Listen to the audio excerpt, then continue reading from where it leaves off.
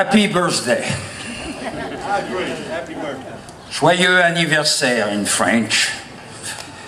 And yes, I am from Roanoke, but coming from the other side of the pond. That's the reason why you're going to get a new southern accent. It's a work in progress. You know, I'm going to talk about D-Day, that's for sure. But I cannot forget one thing. As a French citizen and an American citizen, it's also my birthday. Because for your information, 238 years ago, if the French Navy have not blocked the British Navy, I'm not so sure that you will have your independence. In matter of fact, I will tell you one other thing, which is a very historical thing that many people forgot, is the only soldier, foreign soldier, laid to rest in the soil of the United States are 15th French sailors in Yorktown and 11 French soldiers who came to train the US Army before they came to World War I, and they are buried at the Arlington Cemetery. So France and the United States have been very, very close together. In matter of fact, your constitution is based on our constitution, thanks to a man called Mr. Michelet. Thomas Jefferson one day said, every man has two nations, his own and France. Now, let's face it, we have been married for 238 years, but we need a marriage counselor every week. Now, on a serious point, I was born on June 5th, 1939. I was 5 years old on June 6th, 1944. We moved to our house. By the way, you can see pictures of our house on the windows of the Main Street office in Normandy at exactly 7 miles north of Omaha. Why? Because my mother, who was 29 years old, every Saturday was going outside of Paris to take a glass of milk, a little piece of ham, some black bread for me. I was a lot more skinny than today.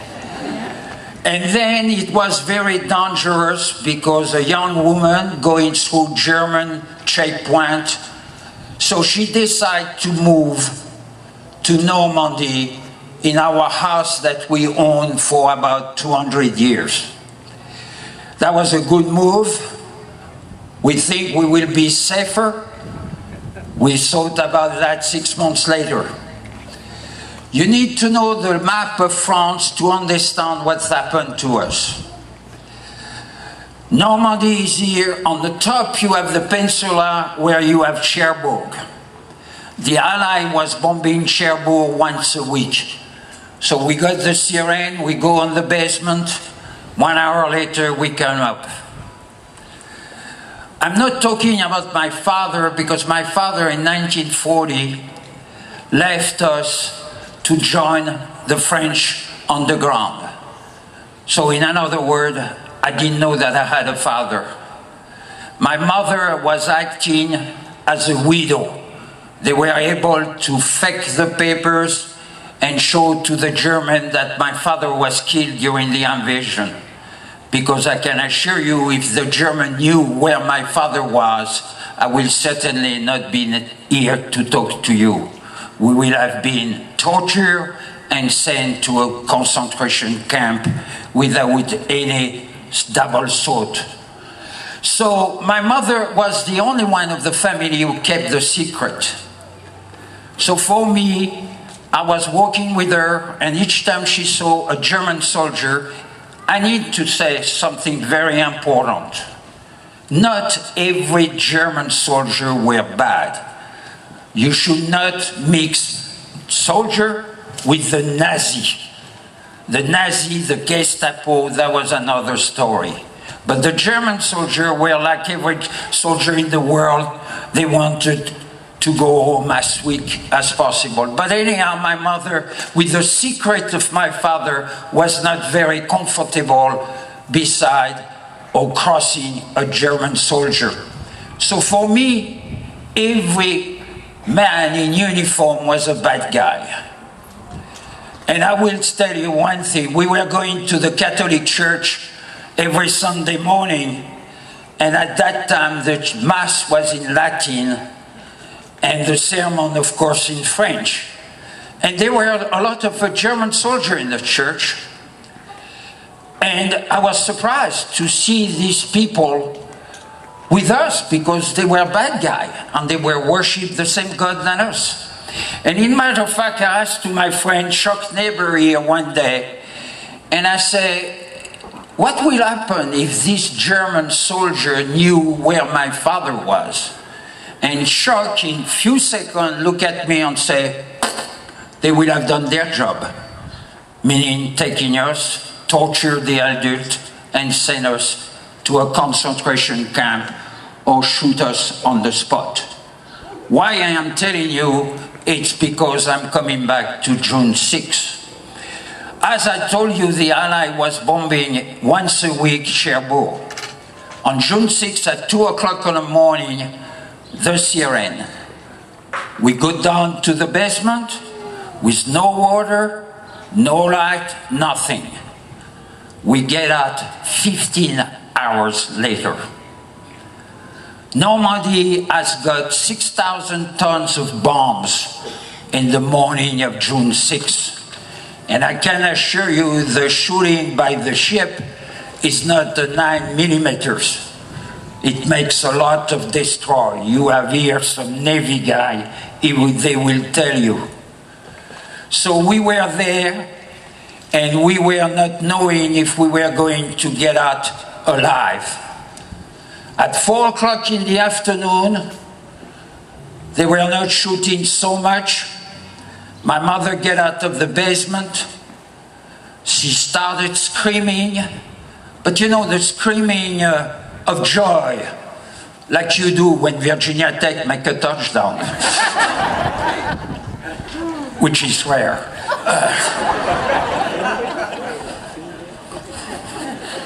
Somebody must be from UVA behind it. But anyhow, she starts screaming, so we all go out, and I see her hugging a soldier. And for me, that was a picture that I will never forget all my life. Because for me, everybody who was on uniform was a bad guy. But of course, that was a GI. And then I got my first test of America. A chewing gum that I swallowed. Then after some coaching from the GI, I knew how to do the bubbles and everything. Then I got a piece of chocolate. The chocolate that they have on their ration. Very thick, very hard, full of vitamin. And they teach me 2 words. My first word in English. Guess what? Hershey. In matter of fact, if you go to the D-Day Memorial and you say, we saw Hershey. Oh, you saw Bernard? That was the day for us. Now you need to understand that the French resistance had a tough birth. For me, how I say Bill, the 2 Bill, how can I forget? Not only we got the freedom, but I found out that I had a father. He arrived 3 days later. He landed with the Canadian on Sword. And you know what he did the first things? He asked if a dentist was open. We look at him and say, why? Well, for 4 years, he lived with one fake tooth with a cyanide capsule in the tooth because he pretended that no human being can resist the torture. And as he was a big shot in the French resistance, everybody knows he changed his name, the color of his hair, and everything. My mother had news from him from the priest who was a member of the resistance, and in his sermon he was giving special name. Now for me, when I came to the US, and like say Bill King, I'm not so sure that you American will have taught Russian, but for sure the European will have taught Russian. If this guy have not been successful, ladies and gentlemen, believe me, the world will be completely different. It will be completely. They liberated us because that was the place where they could come in, and they were necessary to do that for the civilization. We are here, many veterans from Korea War, Vietnam. I am a veteran from the French Army in Algeria. All these wars were with the political, economical reason. World War II was for moral value, to save the world from evil. I have a friend of mine who talked at my last dinner. He liberated Dachau concentration camp.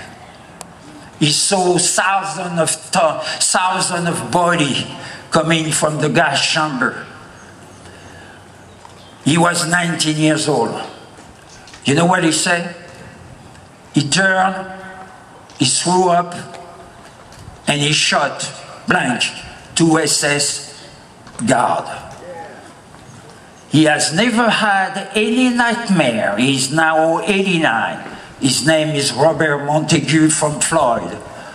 He has never had one nightmare about the fact that he shot just like that 2 SS guards. But he has nightmare of the body that he saw. The French resistance were taken like terrorists. My father could have been killed just on the spot, like many others. When I had the privilege and the honor to know General Eisenhower, the first thing he said to me, he said, well, if I knew that your birthday was on June 5th, I would have not postponed D-Day, we would have come for your birthday. Then the second thing he said, without the French resistance, we will have not win. In conclusion, I will tell you another story.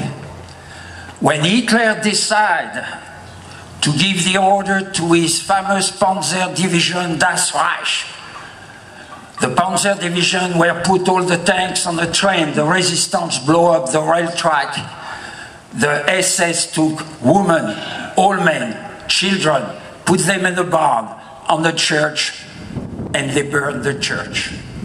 Today the village is a ghost village, and everything stay like it was in 1944 after the burning. But ladies and gentlemen, we have called them here the greatest generation.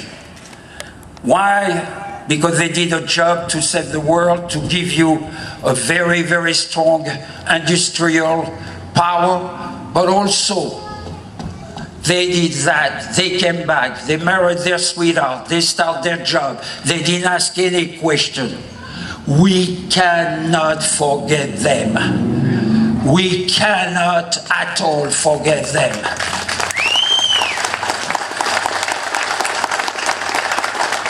And if you're not talking to the kid that I'm seeing you, you condemn your kid to do the same mistake. We need to teach history in classroom and not so much sports. And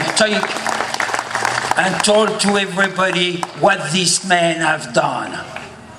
That's the reason why I will always do what I am doing until one of them is alive. Thank you for inviting me. God bless you. God bless America. And let's go for 300, 500 years birthday.